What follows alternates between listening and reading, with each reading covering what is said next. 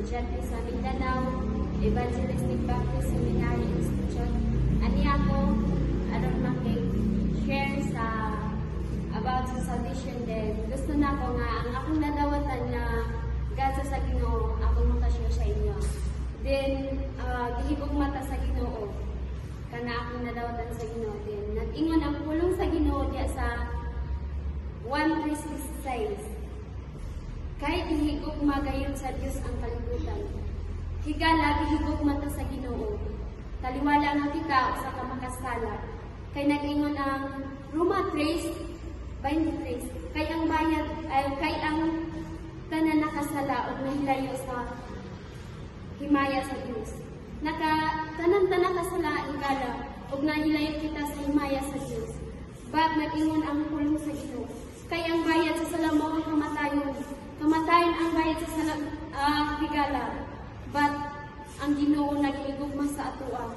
Iyang gihatag ang iyang bugtong anak aron ang tanan nga mosalig kaniya dili malaglag ug may kinabuhian.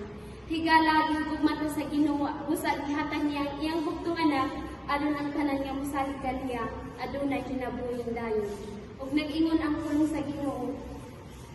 Akong balikon ang Roma 3:23. Kaya ang bayad sa salam mo kumatay ni gala kung ikaw mahimo ba na imo nga pagkamatyan ang imong igsuon nga nakasala bayad sa iyang sala dili nato mahimo higala apan ang Ginoo nahimo niya pinaagi sa iyang anak nga iyang gihatag. Atong balikon ang 1:366 nag-ingon ang Ginoo nga tungod ni anak gihatag niya ang iyang bugtong anak. Tungod sa gugma sa Ginoo higala gihatag niya ang iyang bugtong anak nga mao si Jesus Christ.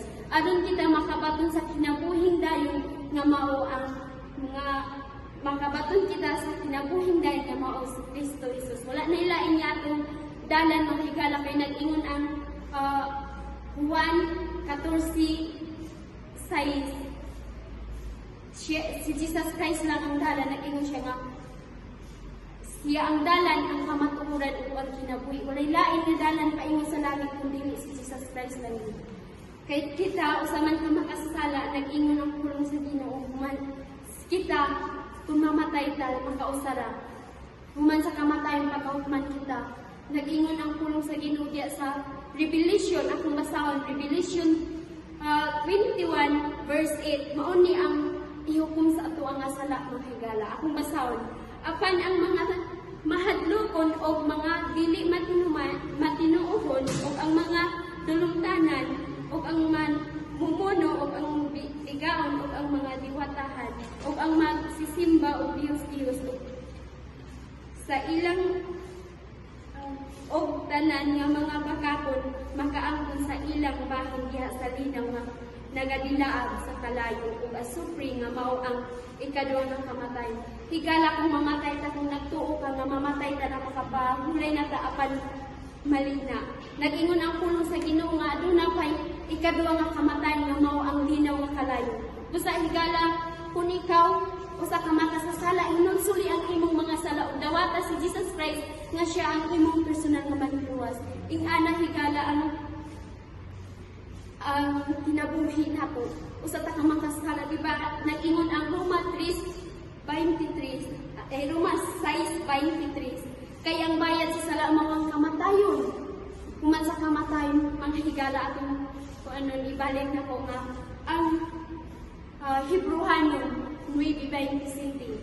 Human sa kamatayon mao ang paghukom. Pagahukman kita basta kung ikaw kita usa ka makasala atong hinungsulan ang atong mga sala ug dawato nato ang Ginoo nga isip usa nato ka personal nga manluwas higala.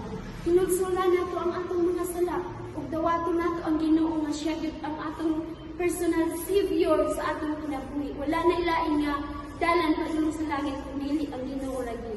Ug nag-ingon ang pulong sa Ginoo diya sa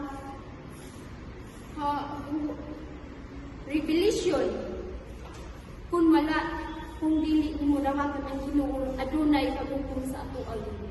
Diya sa Revelation 20:15 nag-ingon siya kan sa ngalan nga wala ning sulat sa libro sa kinabuhi tambok dito sa linaw ng kalayo. Usa higala, pamalandungi ug dawata gyud ang Ginoo. Aron ikaw makabaton sa kinabuhing dayon nga mao ang kinabuhing dayon nga walay katapusan dito sa langit higala. Ug nag-ingon ang hulong sa Ginoo diha sa Roma. Kung atong isuugid ang atong mga sala, Roma 10 maybe. Akong basahon. Nga kung imong isugid pinaagi sa imong baba ang Ginoo Hesus o magatuo diha sa imong kasing-kasing nga ang Dios mibanhaw kaniya gikan sa mga patay ikaw maluwas. Kay pinaagi sa kasing-kasing ang tao nagatuo ngadto sa pagkamatarong o pinaagi sa baba ang pagsugid gikan ngadto sa kaluwasan. Kay ang kasulatan nag-ingon si bisan kinsa nga nagatawag diha kaniya dili maulaw. Higala pamalandungi gyud ang inyong mga sala. Kung nagpatuyang pagkakaroon sa kalibutan bihai kay ang Ginoo alagari ang Ginoo. Higala nag-ingon ang pulong sa Ginoo kung imong dawatan imong hinulsulan ang imong mga sala nag-ingon diha sa Juan 1:12. Apan sa tanang midawat kaniya, sa tanang mituo kaniya, sa iyang ngalan kaniya siya naghatag siya kagahom sa pagkahimo mga anak sa Dios. Atong pamalandungan na mga higala, kung atong dawaton ang Ginoo nga siya ang atong personal nga manluwas, mahimo kitang iyang anak.